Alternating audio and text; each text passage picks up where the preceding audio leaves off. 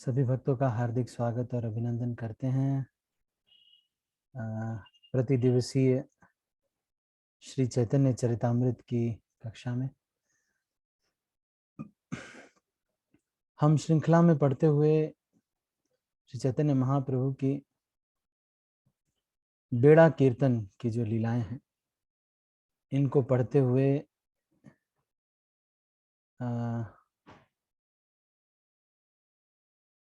प्यार संख्या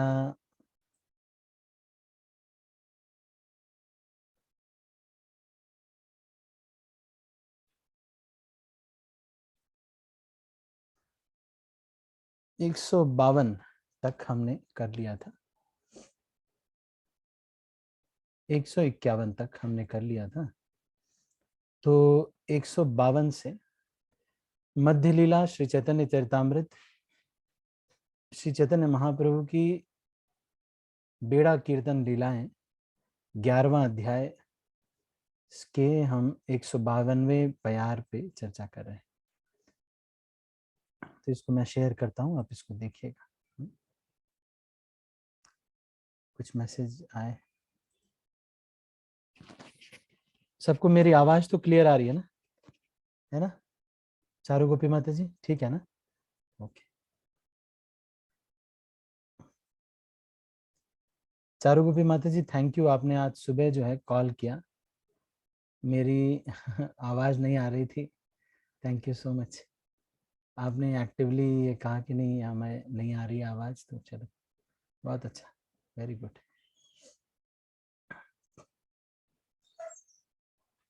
मैं इसको शेयर करता हूँ।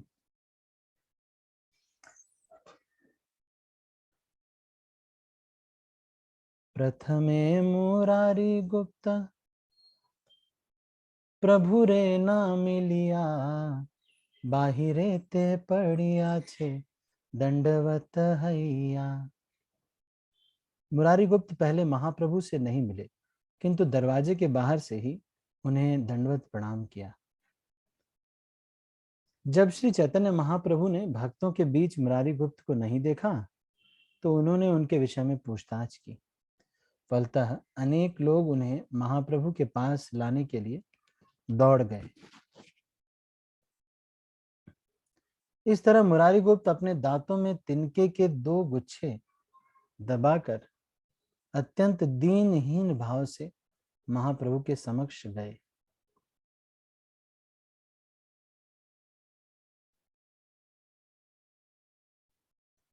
यह देखकर कि मुरारी उनसे मिलने आ रहे हैं, श्री चैतन्य महाप्रभु उनके पास गए, किंतु मुरारी दूर भागने लगे और इस प्रकार कहने लगे, हे प्रभु, कृपया आप मुझे न छुएं। आप में से कोई ये बता सकता है कि दांतों में तिनके दबाने का क्या मतलब है? दांतों में तिनके दबा करके ये कर रहे हैं।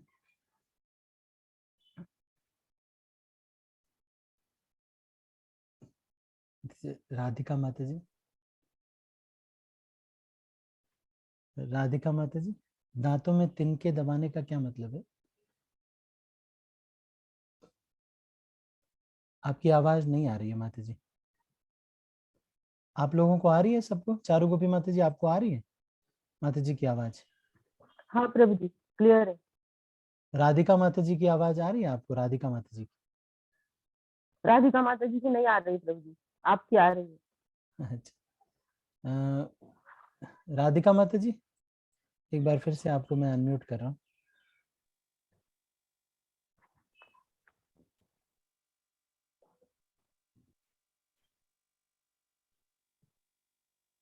अपने, अच्छा, मंत्रेश्वर प्रभु ये कह रहे हैं अपने आप को छोटा समझना, तिनका दबाने का मतलब क्या है? ठीक है, चारू गोपी माता जी आप भी बताएंगे तिनका दबाने का मतलब? जैसे कि बहुत गलती कर रहे हैं ऐसा समझना, गलत कर रहे हैं ऐसा समझना। अच्छा, गलत कर रहे हैं ऐसा समझना, ठीक है। अच्छा, ये जो हम डिस्कशन करते हैं ये वैष्णव जो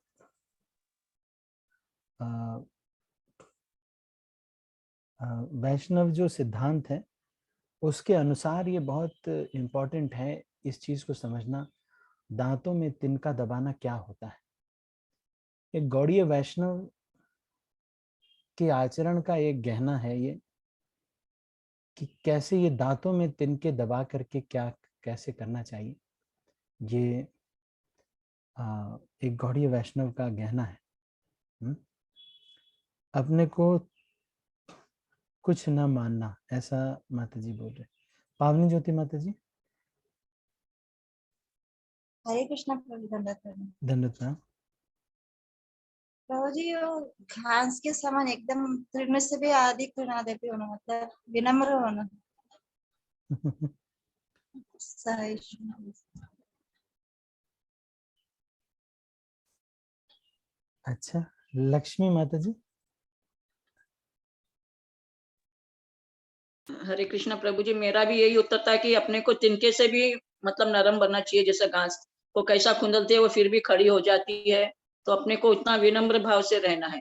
प्रणादि सुनिचिना तरोरपि सहिष्णुता, तो अपने को उससे भी ज्यादा विनम्र रह के किसी से। अच्छा, मेरा भी यही कहना। ये तो अच्छा है। मेरा ये कहने का मतलब कि मेरे भाव को समझिए। मैं ये कह रहा हूँ कि अगर कोई व्यक्ति दांत में तिनका दबा करके किसी के सामने जा रहा है, तो मतलब इसका मतलब विनम्रता है। मान लो ये तो आप कह रहे हैं, सब लोग कह रहे हैं। मतलब उस विनम्रता का लक्षण क्या होगा फिर? मतलब जो विनम्र होगा वो दांत में तिनका दबा करके जा रहा है, मतलब वो क्या करेगा?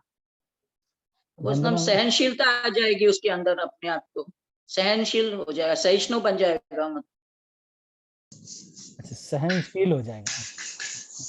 तो सहनशीलता ठीक है। अच्छा चलिए, वंदना माता जी, आपका क्या विचार है? दंडवत धन्यवाद प्रणाम। प्रणाम। दंडवत प्रणाम प्रभु जी। सामान्य वैष्णव की भाषा में नहीं, सामान्य भाषा में जब खान पान समाप्त हो जाता है और रिलैक्स्ड मूड में होते हैं, तो उस समय लोग दांत में तिनका चबाकर उसको वैष्णव की दृष्टि से उसको जोड़ने की कि अभी हम मतलब आपके वो शरणागत तो हैं या हम जी वो तो बिल्कुल अगर नहीं है माता जी, वो ये सामान्य भाषा में जो जनरली होता है वो लोग। अच्छा ठीक है। नहीं नहीं, बहुत अच्छा आपने, ठीक है, जैसा भी मतलब आपका जो हमारी दिनचर्या अंडरस्टैंडिंग है वो आपने बताया। जी नहीं ठीक है, ये बात जी सही है।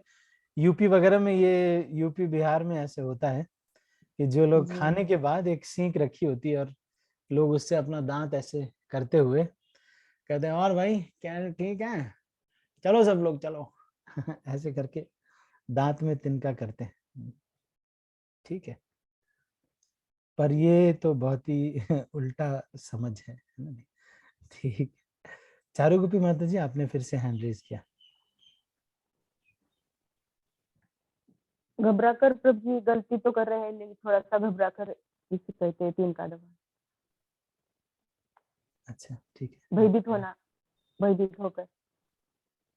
हाँ। और कोई? मेहुल प्रभु, आपने भी हैंड रेज किया था। प्रभु जी, मेरा भी हरे कृष्ण योगी जी ने प्रणाम। प्रभु जी, मेरा भी लगभग ऐसा ही उत्तर था जो माता जी ने पहले दिया था कि तृण के समान नीच समझना खुद को, और दांतों में दबा के रखते हैं। उसका ये होता है कि हम बिल्कुल मुंह नहीं खोलेंगे और खाली सुनने के भाव से गुरु के पास, मतलब होता है ना, मुंह से अगर ऐसे खोलेंगे गिर जाएगा, तो उस तरह से वाह वाह, सुनने के भाव, वेरी गुड वेरी गुड। बहुत सही बताया इन्होंने। हम कुछ बोलेंगे नहीं। विनम्रता पूर्वक से सुनने के लिए। हाँ, ये लक्षण है। दांत में तिनका दबाने का मतलब ये है कि ठीक है, आप जो भी करिए मेरे साथ, मैं कुछ बोलूंगा नहीं। आपको जो भी आप मेरे साथ करना चाहें, मैं आपके सामने बोलने लायक भी नहीं हूँ। तो दांत में अगर तिनका दबाए हैं और अगर खोलेंगे तो गिर जाएगा। तो इसलिए बस हाथ जोड़ करके खड़े हैं, कुछ बोलने लायक नहीं। और मैं इतना क्वालिफाइड नहीं हूँ। हाँ, ये बात सही है, लोग अगर आप मेरा अपमान करेंगे तब भी मैं बस सह लूंगा, यहीं ऐसे ही रहूंगा। और इसका तो मैं कुछ रिटेलिएट ही नहीं करेगा। ये है मतलब तिनका दबाने का मतलब, there will not be any retaliation from my side even if you trodden me with your feet. I will not retaliate in any way, neither through my mouth, neither through my mind, neither through my actions and body. I will retaliate. I will not retaliate. आप मेरे साथ जो भी करो, मैं कोई retaliate नहीं करूंगा। ये है विनम्रता का मतलब। तृणा अपि सुनेचन, बोलने को तो हम बोल देते हैं, तृण से भी ऊंचा अपने को नीच समझने का मतलब ये है, जैसे घास का जो तृण होता है, तृण और घास में अंतर है। घास जो होती है उसको दबाओगे तो थोड़ा फिर से खड़ी हो जाती है, लेकिन तृण ऐसा नहीं होता। जो तिनका जो गिरा सा रहता है, उसको कोई कहीं भी मार देता है, वो उधर चला जाता है, फिर उसको कहीं भी मार, फिर वो बेचारा वो कुछ बोलता नहीं कि नहीं मुझे इधर क्यों लेके जा रहे हैं, अरे फूंक क्यों दिया मुझे, है ना, नहीं ऐसे कुछ बोलता नहीं। लेकिन ये बहुत ऊंचा सिद्धांत है, तृणादपि सुनेचन, बहुत मुश्किल है ना।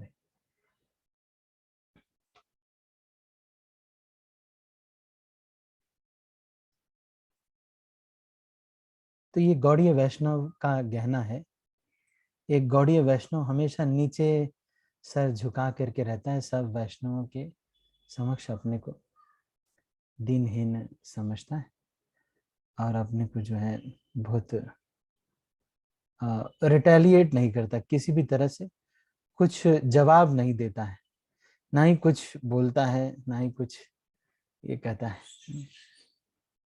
कहीं मैं पढ़ रहा था, वो लिख रहे थे कि the best way to deal with negative things is to not to respond to them.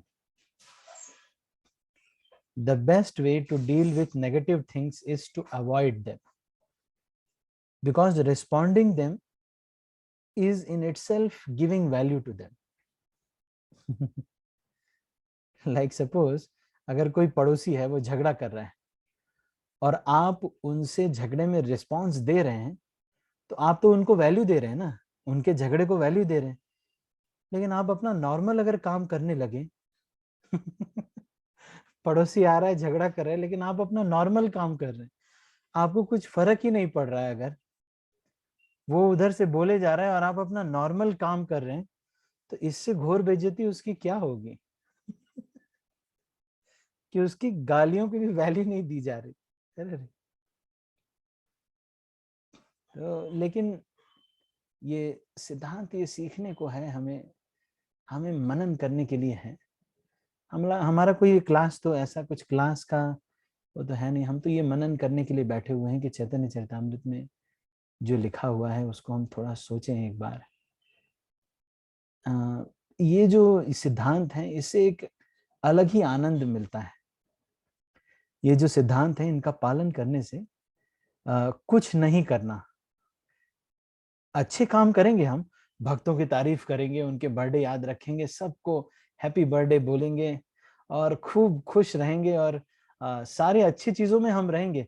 लेकिन जहां नेगेटिव चीजें आएंगी और जहां हमें कोई कुछ बुरा बोलने लगेगा या कुछ ऐसा कुछ होने लगा, तो सह लेगा, तो उसमें नहीं, रिस्पॉन्स नहीं करेगा। ठीक है। तो इतनी शक्ति कहाँ से आएगी एक वैष्णव को? क्योंकि वो जो ठाकुर जी के चरण हैं, उसको पकड़ के उसको मन ही मन रोने आता है। ये जो ठाकुर जी के चरण है, इसका हमेशा उसको ध्यान रहता है और देखता है ठाकुर जी को और कहता है, ठाकुर जी आप संभाल लीजिए, मैं इसमें मेरा कुछ रिस्पांस करना ठीक नहीं। तो एक भक्त जो है, भक्त का गहना है ये विनम्रता जो है, ये भक्त का गहना है। भक्त कुछ करता नहीं, कोई उनका अपमान कर देता है तो ये नहीं सोचता कि अरे ये 10 लोगों के सामने मेरा अपमान हो गया, देखो देखो मेरा अपमान कर दिया इन्होंने, हैं, अब मैं इनको बता, इसकी वजह से अपमान की वजह से आगे चल के मेरी वैल्यू कम हो जाएगी, और मेरी वैल्यू कम हो जाएगी तो मेरा भोग भी तो कम हो जाएगा, क्योंकि उस वैष्णव को कोई भोग करना है नहीं, कुछ भी, उसको कुछ नहीं प्राप्त करना है, उसको कुछ फ्यूचर कुछ है ही नहीं उसका। उसका फ्यूचर क्या है? वैष्णव का फ्यूचर ये है, अभी वो बहुत अच्छी सेवा करना चाहता है, बस। उसका कोई अपना कोई फ्यूचर नहीं है कि there is a future plan, आगे चल के मैं ये बनूंगा, फिर मैं बहुत बड़ी गाड़ी में घूमूंगा, फिर बहुत सारे नौकर चाकर होंगे। उसका ये लक्ष्य ही नहीं है। और उसका लक्षण क्या है कि वो अभी भी इस भोग के पीछे ज्यादा नहीं है। और अगर है तो उसको प्रयास करना चाहिए कि अभी भी भोग ना करो, इससे फिर आगे चल के भी फ्यूचर में भोग करने का कोई इच्छा ना, प्लान भी नहीं रहेगा, कोई ऐसा प्लान भी नहीं रहेगा। तो अब उस भोग को डिस्टर्ब होने वाले अपमान से भी प्रभावित नहीं होंगे। आप समझ रहे हैं? तो भक्त जो है, भक्त का ये कहना है, तृण को अपने दांत में फंसाने का मतलब ये है कि मैं कुछ रिस्पांस नहीं करूंगा। ये बात सही, आप लोग मेरा अपमान कर देते हैं, ठीक है, कोई बात नहीं, कोई मेरा अपमान कर देगा, ठीक है, क्या करें, मैं लेकिन कुछ करूंगा नहीं। अच्छा, आप लोगों ने सबको इकट्ठा करके मेरी बेइज्जती की, अच्छा अच्छा, सबके सामने, हाँ चलो ठीक है, अच्छा हुआ, अच्छा हुआ, इससे फिर अच्छा हुआ, कोई सम्मान नहीं देगा, अच्छा रहेगा, ठीक रहेगा। बढ़िया तो है। अब सम्मान नहीं देगा कोई, अच्छी बेइज्जती हो गई घर सब जगह पर, अच्छा हो गया, चलो। अच्छा हो गया, कोई सम्मान नहीं देगा, कम से कम ठीक है। नहीं तो सम्मान में पता चलेगा लोग ले आते भी बढ़िया बढ़िया मालपुआ और ये सब खिलाने लगते। अब अच्छा है, अपमान कर दिया सबने तो लोग नजर में थोड़ा वैल्यू कम हो गई। अच्छा ही है, अच्छा हो गया। अब आराम से हेल्दी फूड खिलाएंगे लोग, उबाल करके दे देंगे, हेल्दी फूड खाएंगे आप। अच्छा तो है, अपमान हो गया तो अच्छी बात है ना, अच्छा हो गया। एक बार संत तुकाराम को, हाँ, कोई चप्पल से मार दिया। चप्पल चप्पल फेंक के ऐसे मार दिया, तो संत तुकाराम जो है उसको कैच कर लिए, चप्पल को कैच कर लिए, ऐसे सिर धर लिए, चप्पल को सिर धर ली, उसके बाद रख दिए। तो उसके बाद उसको वापस करने पहुंच गए कि आपका चप्पल है, ले लीजिए, आपका चप्पल खो जाएगा। नहीं, खोना नहीं चाहिए आपका चप्पल।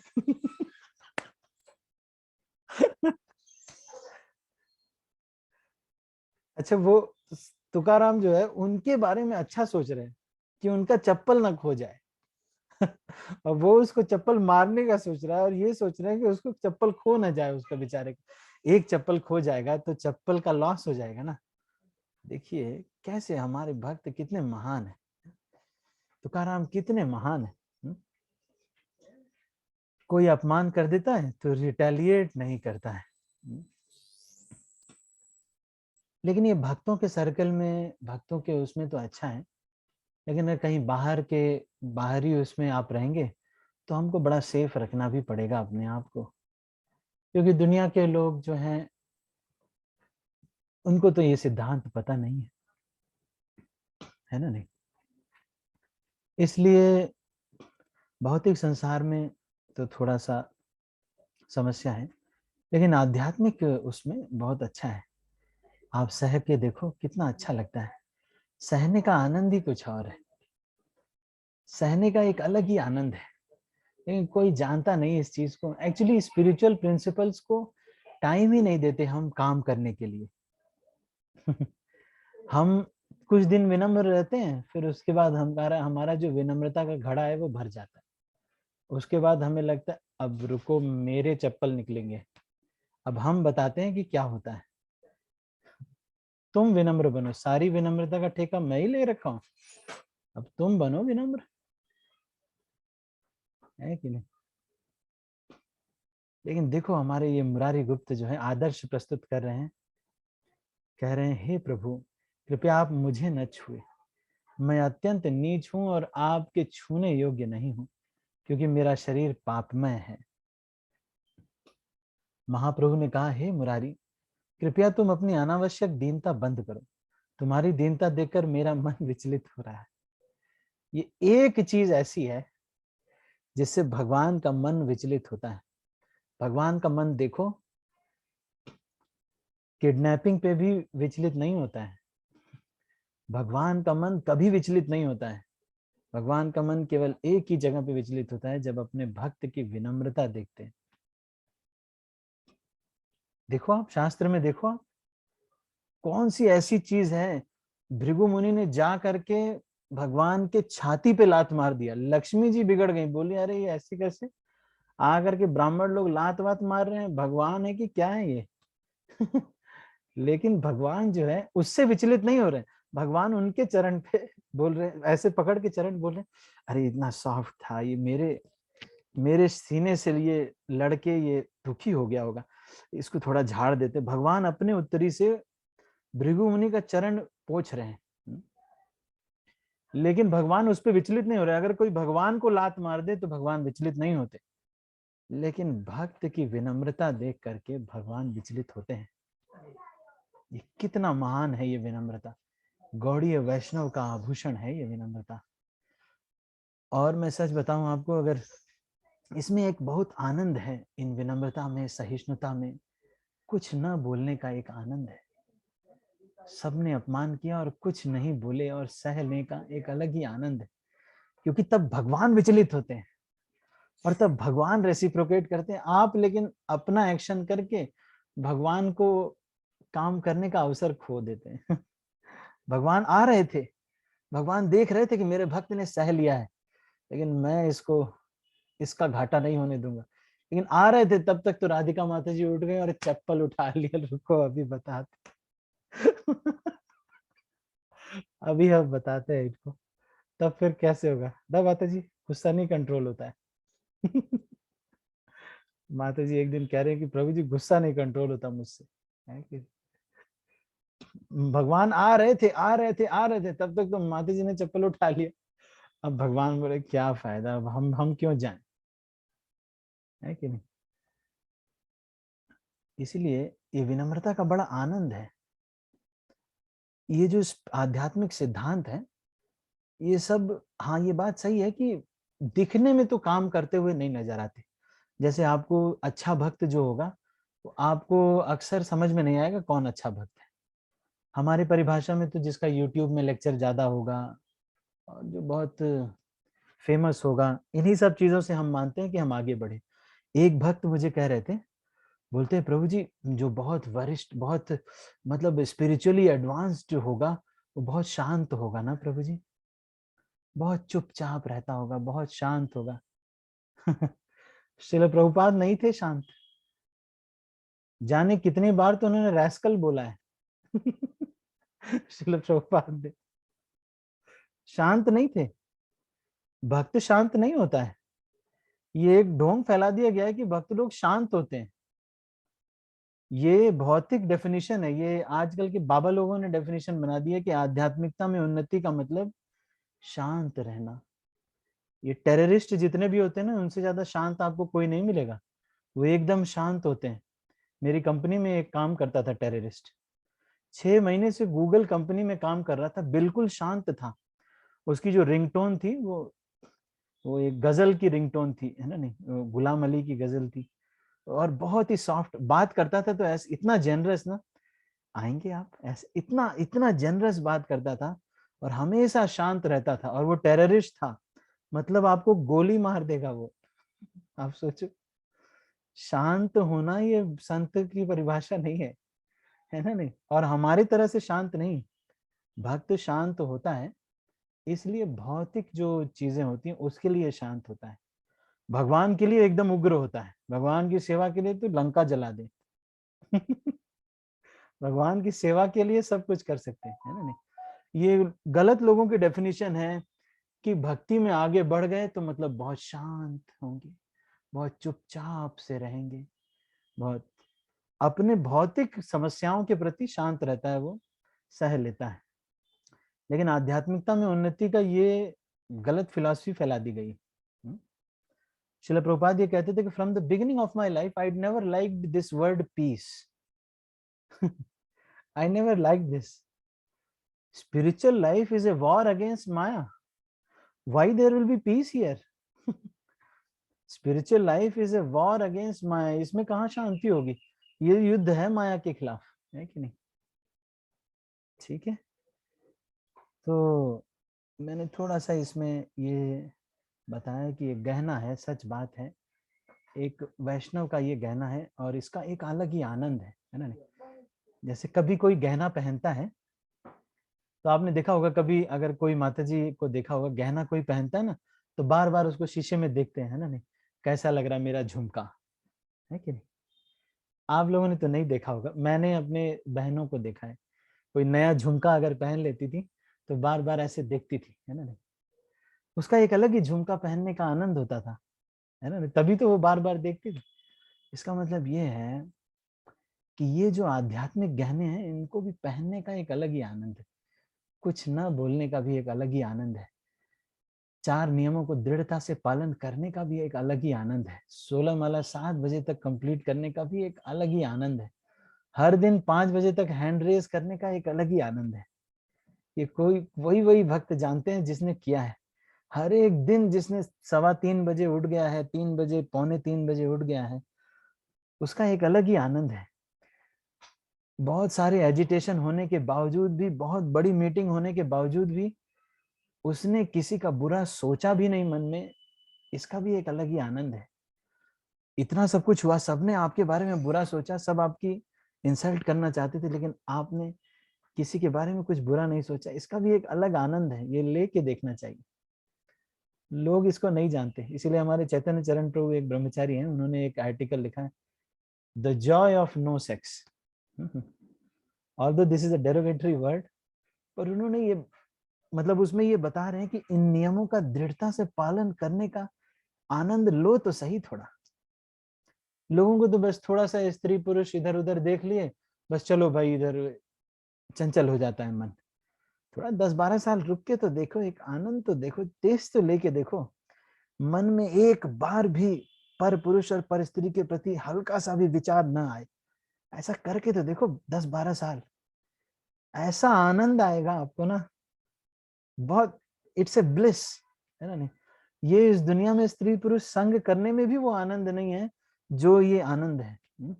ये केवल वही लोग जानते हैं who have really strictly followed the 4 regulative principles। आप करके तो देखो, सुबह मंगल आरती से पहले 16 माला 4:30 से पहले करने का एक अलग ही आनंद है, हर दिन करके तो देखो, बहुत बहुत आनंद है इन आध्यात्मिक सिद्धांतों में।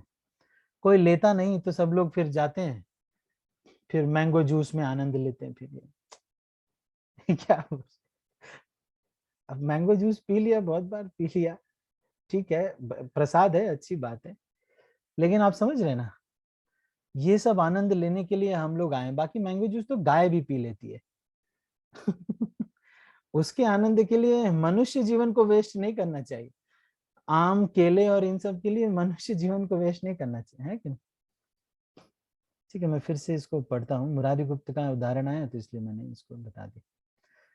देखिए, चैतन्य महाप्रभु का मन इसमें विचलित हो गया, विनम्रता को देख करके चैतन्य महाप्रभु का मन विचलित होता है। यह कहकर महाप्रभु ने मुरारी का आलिंगन किया और उन्हें अपने पास में बैठाया, फिर महाप्रभु अपने हाथों से उनका शरीर साफ करने लगे। मैं सच में बता रहा हूँ, आप सारी दुनिया की उपलब्धि प्राप्त कर लो, भक्तों के द्वारा जब प्रेम मिलता है उसका एक अलग ही आनंद है, ये आप इकट्ठा करना, मैं सच बता रहा हूँ। सारी उपलब्धि के बावजूद भी मैंने ऐसे ऐसे लोगों को देखा है जो चार्टर्ड प्लेन में चलते हैं पर दुखी हैं, भक्त होकर के भी चार्टर्ड प्लेन में चलने वाले जो डिवोटी है, फुल टाइम डिवोटी हैं, अब उनके लिए स्पेशल प्लेन्स आ रहे हैं, है ना? जैसे हमारे देवकी नंदन प्रभु हैं, मैं देख रहा था वो बॉम्बे से आ रहे थे मायापुर, तो अडानी के चार्टर्ड प्लेन में आए अडानी कोई है, तो बिजनेसमैन है ना नहीं, तो उनके चार्टर्ड प्लेन में आए। लेकिन प्रभु जी ये कहते हैं कि मुझे ज्यादा आनंद जो है किसमें आता है, जब ब्रह्मचारी लोग नाचते हैं और प्रभु जी कीर्तन करते हैं तो उनको बहुत आनंद आता है जब कई सारे ब्रह्मचारी होते हैं जोर जोर से जंप करते हैं और प्रभु जी कीर्तन जय प्रभु पदा, तो इनको आनंद आता है ना नहीं? मैं सच में बता रहा हूँ, भक्तों के प्रेम का जो आदान प्रदान है ये धन है। बाकी सब इस संसार में बिल्डिंगें हैं, सब बिल्डिंगें हैं, इसमें कोई प्रेम नहीं है। Collect people, don't collect things. Collect people, लोग इकट्ठा करो। वो जो हमसे, जो जिनको आपने खूब प्रेम दिया है, वो नहीं जो आपसे प्रेम करते हैं। आपने खूब प्रेम देना है, यही करके यहाँ से जाना है, यही इकट्ठा करना है ना। और ये नहीं इकट्ठा करना है ये दुनिया के सामने आईफोन वगैरह ये तो सबके पास आ जाता है कि नहीं। बहुत दुखी आत्माएं भी आईफोन रखती, ज्यादातर सबसे ज्यादा दुखी आत्माएं ही आईफोन रखती हैं। मैंने देखा है, जो बहुत दुखी आत्माएं रहती हैं वो ही आईफोन रखती हैं, क्योंकि इतनी कंगाल है हृदय से कि आईफोन दिखा के ही उनको खुशी मिलेगी, नहीं तो नहीं मिलेगी।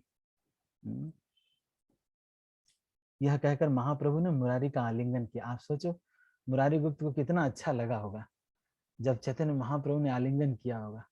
अरे भक्तों को आलिंगन करने में क्या आनंद है कि नहीं। एक हमारे भक्त हैं गिरिधारी प्रभु, दिल्ली मंदिर में, आप लोग जानते हो उमेश प्रभु, आप जानते हो, बहुत मोटे ब्रह्मचारी है ना, एकदम बहुत ही मोटे है ना। नहीं, अरे एक बार कहाँ मिले थे मुझे, ऐसे मिट्टी में ऐसे घूसा मारते तो मिट्टी धस जाती इतने इतने पावरफुल है। जब एक बार ऐसे, हाँ 130 केजी के हैं, हाँ 130 केजी, तो ऐसे गले लगाते हैं, उसके बाद फिर जोर से दबा करके उठा देते हैं उस भक्त को, लंबे भी है बहुत, और उठा देते।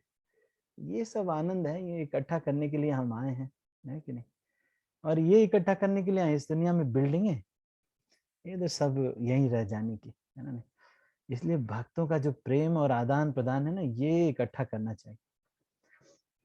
इसमें सबसे बड़ी प्रॉब्लम आती है, अकस्मात जब कोई वैष्णव थोड़ा इधर उधर बिहेव करता है तो उसको सहना पड़ेगा। तो आप रिस्पांस नहीं दोगे तो फिर उसका अच्छा वाला भी एक दिन वर्जन आएगा, तब उसके साथ अच्छा ठीक रहेगा, है कि नहीं। फिर महाप्रभु अपने हाथों से उनका शरीर साफ करने लगे, क्योंकि जमीन पे गिरे थे तो धूल लग गई थी, है ना। पास में बैठाया चैतन्य महाप्रभु को उनको। इसके बाद श्री चैतन्य महाप्रभु ने आचार्य रत्न, विद्यानिधि, पंडित गदाधर, गंगादास, हरिभट्ट और आचार्य पुरंदर इत्यादि सभी भक्तों का बारंबार आलिंगन किया, उनके सद्गुणों का बखान किया और बारंबार उनका सम्मान किया। इस तरह प्रत्येक भक्त का सम्मान करके श्री चैतन्य महाप्रभु अत्यंत प्रफुल्लित हुए, किंतु हरिदास ठाकुर को न देखकर उन्होंने पूछा, हरिदास कहाँ है। तभी अब देखो चैतन्य महाप्रभु को सब याद है। तभी श्री चैतन्य महाप्रभु ने देखा कि हरिदास ठाकुर दूर से रास्ते पर गिरकर उन्हें प्रणाम कर रहे हैं। हरिदास ठाकुर महाप्रभु के मिलन स्थल पर नहीं आए, अपितु वे दूर ही सामान्य रास्ते पर दंडवत पड़े रहे। तब सारे भक्त हरिदास ठाकुर के पास जाकर, अच्छा जब हम ये सब देखते हैं तो कई बार हमें ये भी हो जाता है कि कभी हम एक्टिंग भी करने लगते हैं, तो एक्टिंग भी नहीं करना चाहिए, है ना। ऐसे आप मिले किसी से, एक भक्त ने ऐसे लेक्चर्स में सुना और उसके बाद मुझे मिले महाराज के व्यास पूजा में, तो उन्होंने दूर से ही दंडवत प्रणाम कर दिया और उसके बाद जब पास आए तो फिर से दंडवत प्रणाम किया, और सारे भक्त देख रहे थे, सारे भक्त हैरान थे, कौन है जो ये चैतन्य चरितामृत को पूरा फॉलो करने लगा है ना। नहीं, तो इसमें भी थोड़ा सा आजकल के सिनेरियो में, मतलब उतना आजकल करते नहीं ना लोग, कहाँ दंडवत प्रणाम करता है, कोई नहीं करते आजकल ज्यादा, बस थोड़ा बहुत ऐसे ऐसे कर लेते, जय हो जय हो जय हो गया, कौन प्रणाम करता है आजकल। तो ये वाला सिस्टम आ गया, कोई ऐसे करके वांछा, 2 उंगली यहाँ रखेंगे, ऐसे गोलियां मारते हैं ना, वैसे बोलेंगे वांछा, मतलब the bullet goes into your head, and that's the acceptance of प्रणाम सिस्टम ही चेंज हो गया प्रणाम के भी वांछा, वांछा प्रभु, वांछा, वांछा प्रभु ऐसे बोलते कई लोग। तो अभी सिस्टम है, जैसे पुराने ये यहाँ पे जो ही किसी का नाम यहाँ पे दीनानाथ मौर्य रहता है, तो उसको अमेरिका में जाता है तो उसको डीनो बोल देते हैं उसका नाम याद था दीनानाथ मौर्य, और उसको वहां पे जाके दीनो बोल देते हैं, डीनो। वैसे ही अभी वांछा कल्प तरुभ्यश्च पूरे मंत्र को वांछा में कन्वर्ट कर दिया गया। खैर, any how I am saying that थोड़ा संभाल करके इसको करना, क्योंकि पूरा इसका आचरण करना भी थोड़ा सा आपको फिर समस्या ना हो जाए। सारे भक्त हरिदास ठाकुर के पास जाकर बोले, महाप्रभु आपसे मिलना चाहते हैं, कृपया तुरंत आइए। हरिदास ठाकुर ने उत्तर दिया, मैं मंदिर के पास नहीं जा सकता, क्योंकि मैं नीच जाति का अधम व्यक्ति हूँ, मुझे यहाँ जाने का कोई अधिकार नहीं है। हम लोग बस यही आशा करते हैं कि ये सब बार बार पढ़ते पढ़ते एक दिन हमारे आचरण में भी आएगा। कभी कभी इतनी बार पढ़ेंगे, इतनी बार बताएंगे, इतनी बार करेंगे, कभी ना कभी तो एक दिन हृदय बदलेगा। कुछ तो आशा है, कम से कम नहाने वॉश शावर के पास खड़े तो हैं। नहाना तो अभी शुरू नहीं किया, लेकिन शावर की लाइन में तो लगे हैं कम से कम। एक दिन जरूर नहा लेंगे, इसीलिए चैतन्य चरितामृत पढ़ रहे हैं, है कि नहीं? यद्यपि हरिदास ठाकुर इतने सम्मानित वैष्णव थे कि उन्हें हरिदास गोस्वामी कहा जाता था, किंतु फिर भी वे सामान्य लोगों के विचारों को विचलित नहीं करना चाहते थे। वे इतने सामान्य थे कि उन्हें ठाकुर तथा गोसाई कहा जाता था।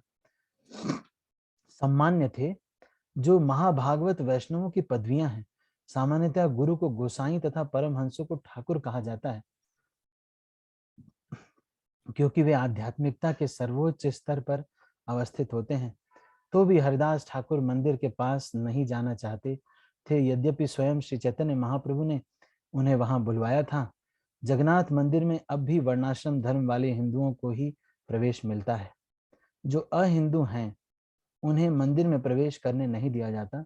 यह बहुत प्राचीन विधान है।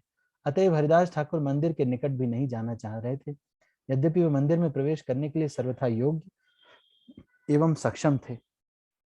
यही वैष्णव दैन्य कहलाता है।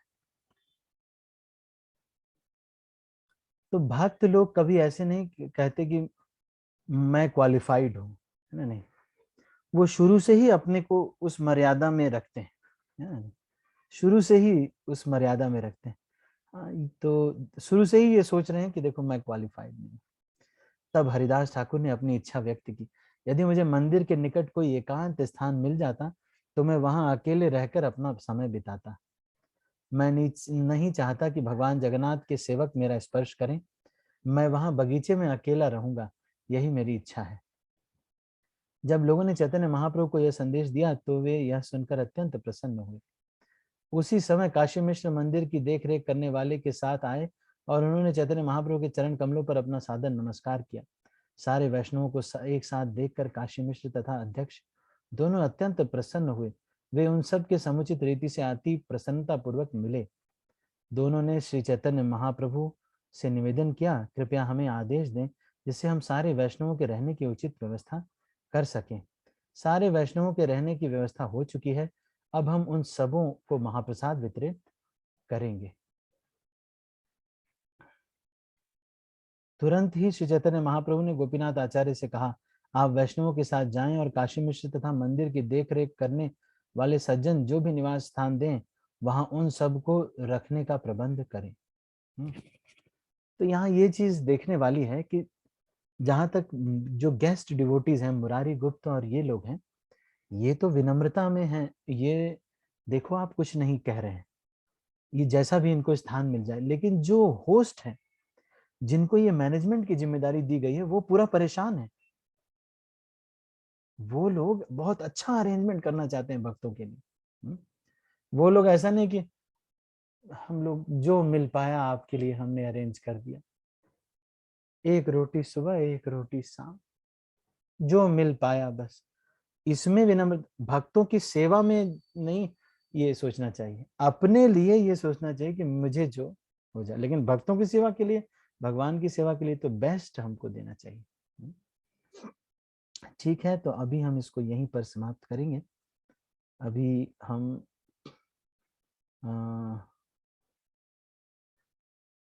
ये 172वें प्यार तक हमने आज चर्चा किया और इससे आगे की चर्चा हम अगले प्रवचन में करेंगे।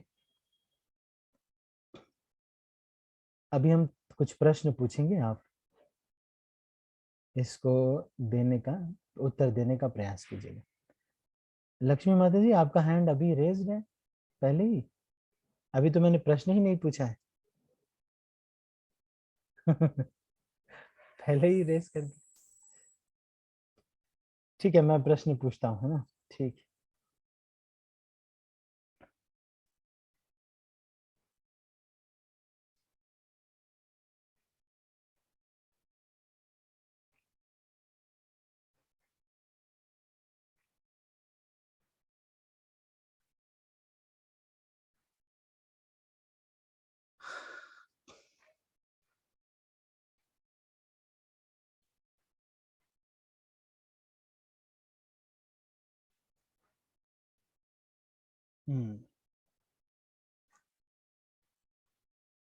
कौन से भक्त ऐसे थे जो दांतों में तिनका दबा करके आए थे चैतन्य महाप्रभु से मिलने के लिए?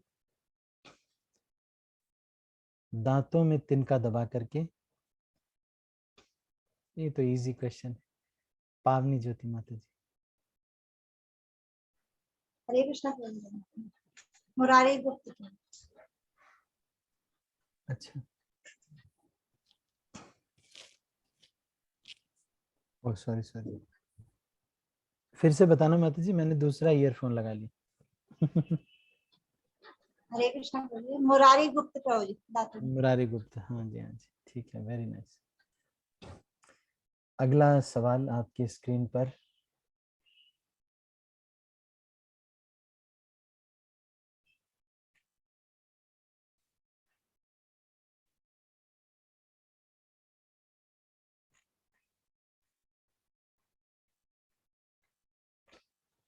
अच्छा, चैतन्य महाप्रभु जब सबको मिलते थे तो क्या करते थे सबके साथ?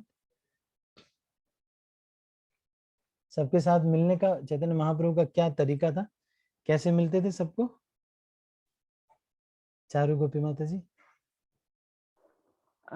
भक्तों को आलिंगन देते थे प्रभु। हाँ, आलिंगन करते थे, बार बार चैतन्य महाप्रभु आलिंगन करते थे।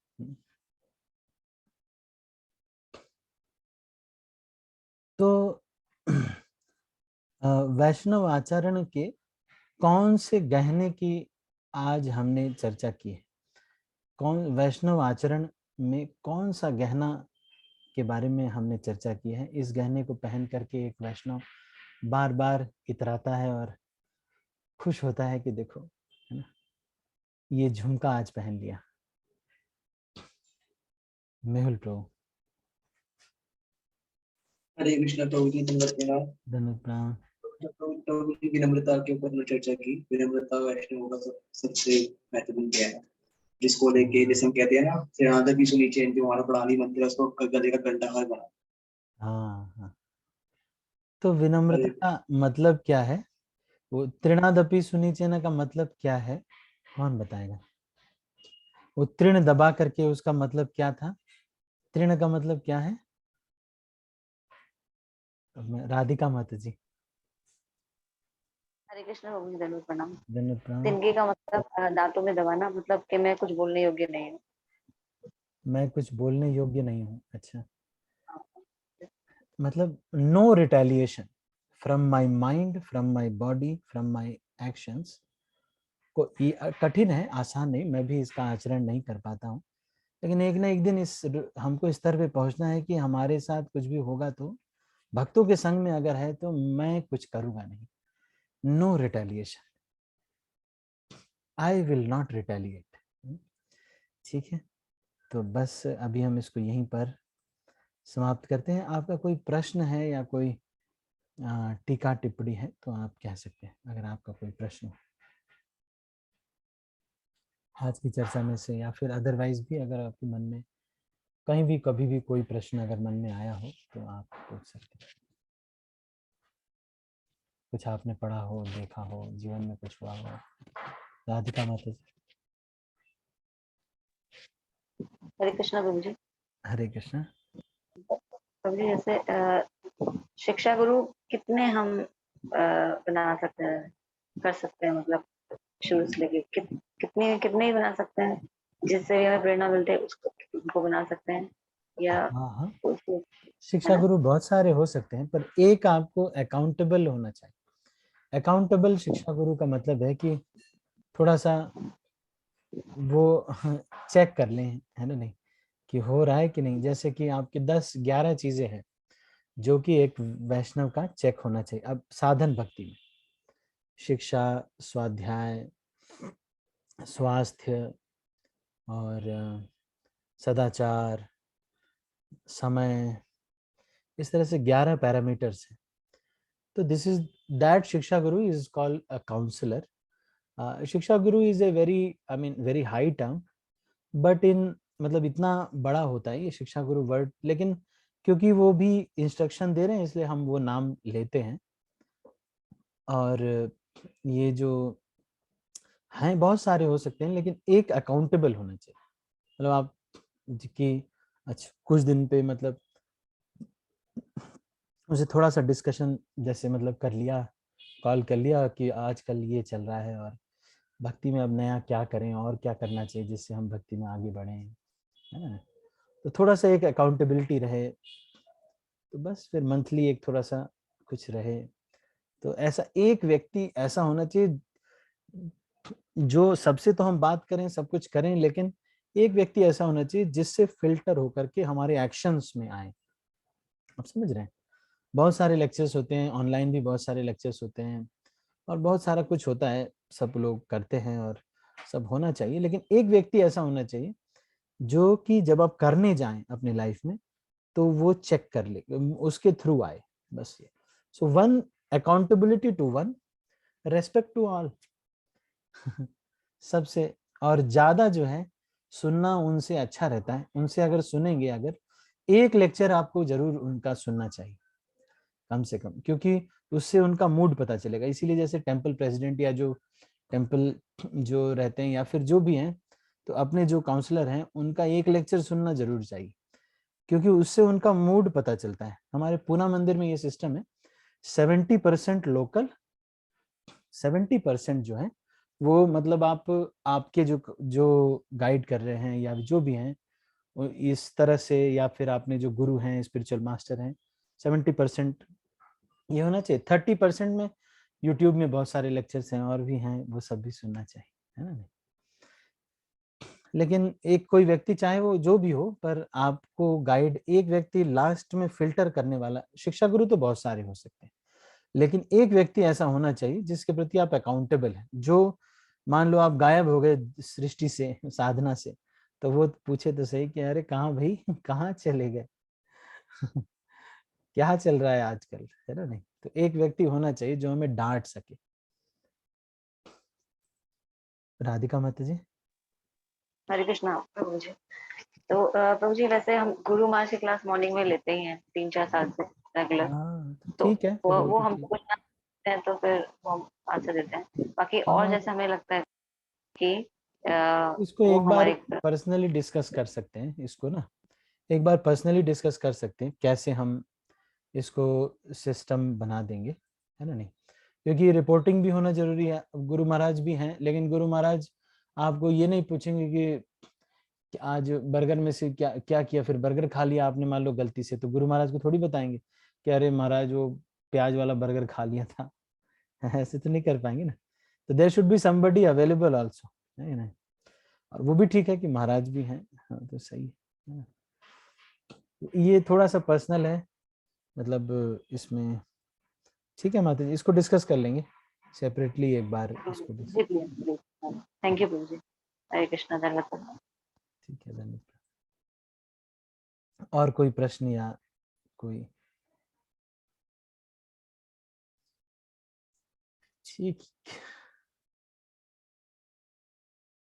ठीक है, तो अभी हम इसको यहीं पर समाप्त करते हैं। आप सभी भक्तों का बहुत बहुत धन्यवाद। हरे कृष्णा। मैं सब भक्तों को अनम्यूट कर रहा हूँ और इस मीटिंग को क्लोज कर रहा हूँ। हरे कृष्णा हरे कृष्ण प्रभु जी, हरे कृष्णा प्रभु जी, दंडवत प्रणाम। दंडवत प्रणाम। कृष्णा प्रभु जी, दंडवत प्रणाम।